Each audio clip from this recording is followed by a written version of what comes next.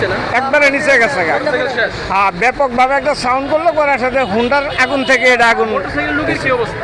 এটা আমরা দেখি নাই, লোক তো তোলেই গেছে, লোক তো আর নেই।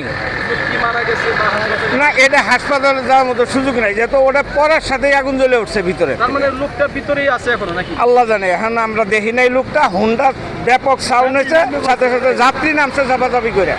ওফ, খুবই দুঃখজনক ঘটনা। আসলে মোটরসাইকেলের লোকটার কি অবস্থা আমরা এখনো জানতে পারি নাই।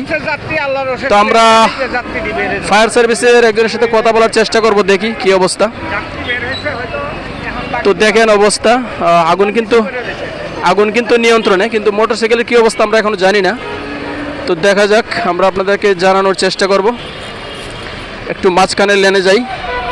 দেখেন আগুন কিন্তু নিয়ন্ত্রণে চলে এসেছে, কিন্তু ততক্ষণে মোটরসাইকেলের কি অবস্থা আমরা এখনো জানি না। একটু গিয়ে দেখি।